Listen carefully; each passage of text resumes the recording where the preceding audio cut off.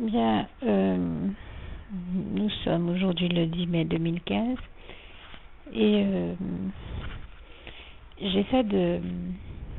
témoigner ici pour tous ceux que cela pourra aider et encourager, non seulement à persévérer dans la prière, mais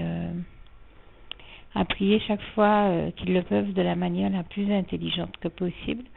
Non pas que je pense que vous ayez l'habitude de prier autrement, mais je sais que nos témoignages entre frères et sœurs en Christ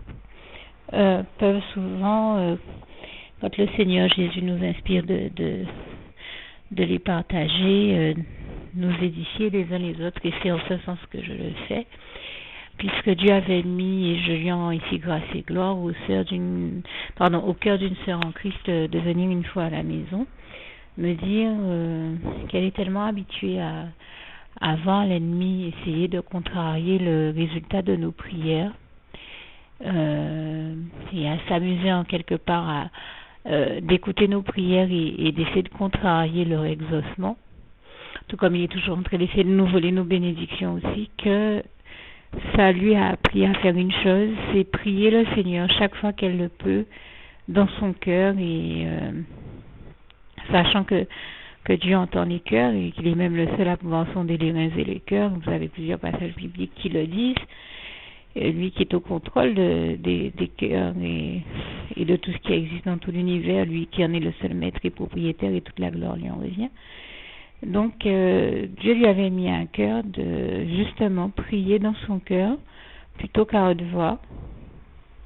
pour que l'ennemi ne vienne pas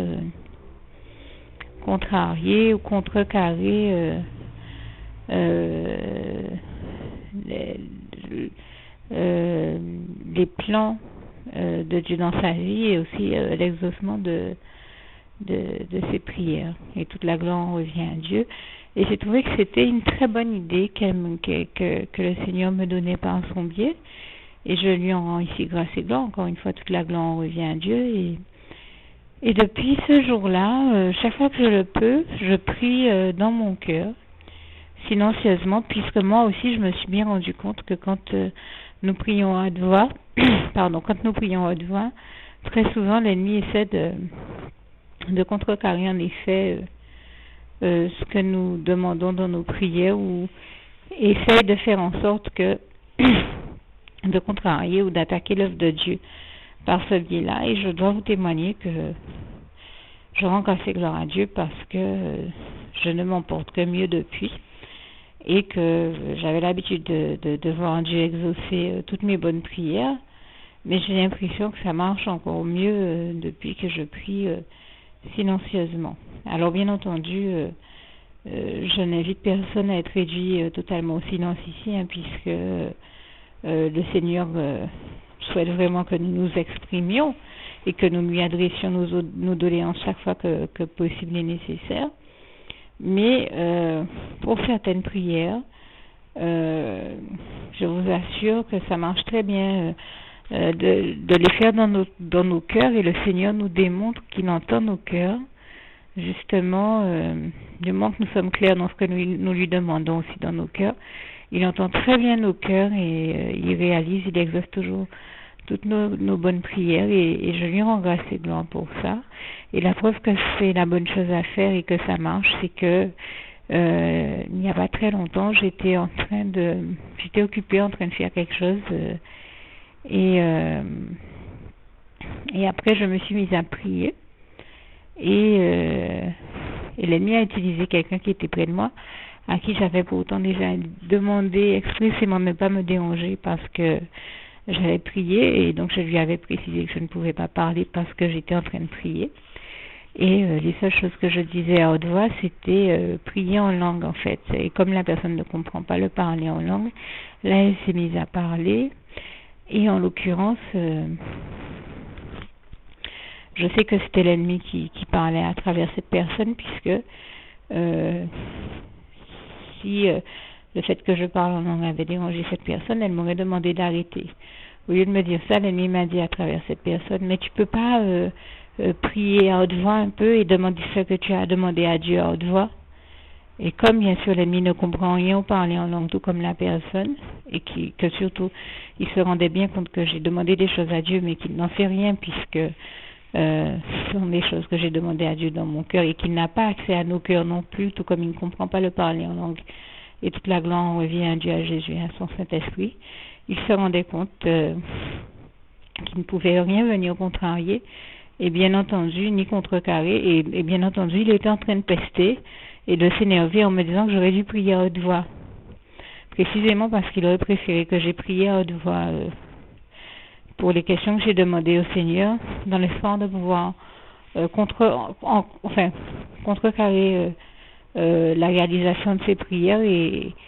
que je ne puisse pas ensuite témoigner de la gloire de Dieu, puisque l'ennemi ne supporte pas que nous témoignions de la gloire de Dieu et que la gloire de Dieu soit démontrée. Mais comme nous avons l'habitude de contempler la splendeur glorieuse du règne de l'Éternel, notre merveilleux Dieu d'amour, comme il est écrit dans le psaume 145, versets 8 à 21. Et nous savons aussi tout ce que le Seigneur nous a déjà dit de l'ennemi,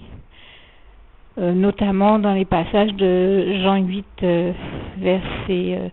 32, 36, et je pense aussi à Jean 8, versets 41 à 47, Jean 10, versets 10 à 11. Et je terminerai avec Romains 16, verset 20, que j'aime tout particulièrement.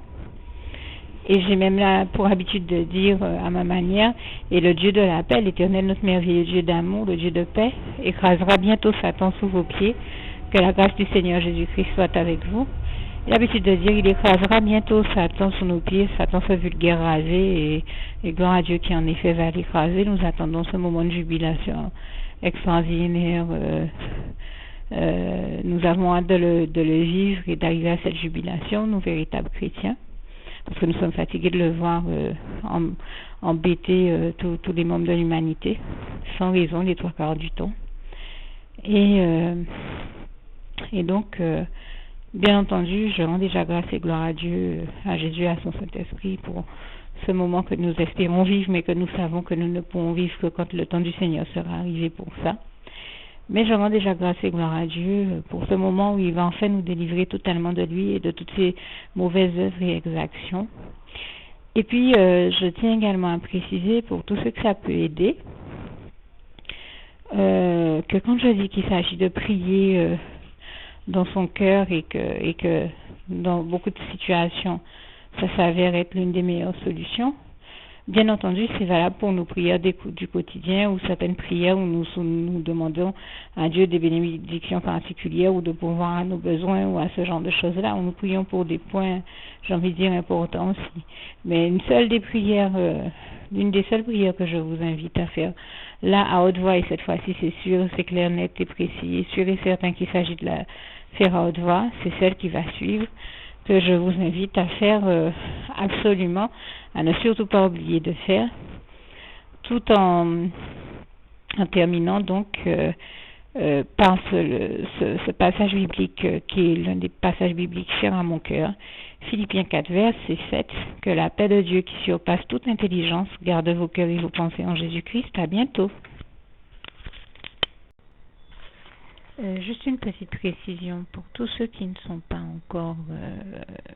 qui n'ont pas encore choisi la meilleure des options qui soit, qui est celle d'aller se placer, de faire le choix à soi-même, d'aller se placer dans les bras d'amour de Jésus-Christ,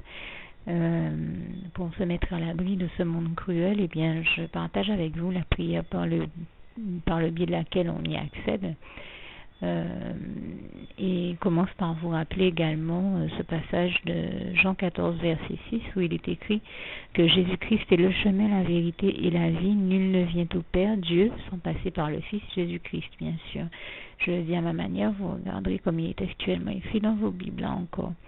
Et donc, n'hésitez pas à ouvrir vos cœurs à Dieu, à Jésus, à son Saint-Esprit, à être sincère avec lui et à lui adresser la prière qui suit, à lui dire tout simplement, Éternel mon Dieu, Seigneur Jésus-Christ, moi, un tel, vous dites votre nom et votre prénom, je t'accepte aujourd'hui comme mon sauveur personnel, le seul maître et roi de ma vie. Je remets toute ma vie entre tes mains puisqu'elle t'appartient, éternel mon Dieu, puisque tu l'as créée, cette vie. Donc tu en es donc le seul maître et propriétaire comme de tout ce qui existe dans tout l'univers. Je remets donc toute ma vie entre tes mains, je te la donne. Merci, éternel mon Dieu, aussi de permettre que cette vie que tu m'as donnée continue à être à ta gloire et que je continue à te servir, à t'appartenir pour l'éternité, d'éternité en éternité. Merci aussi, Seigneur, de faire que je continue donc à te servir et à t'appartenir pour l'éternité, d'éternité en éternité. Et aussi, Seigneur,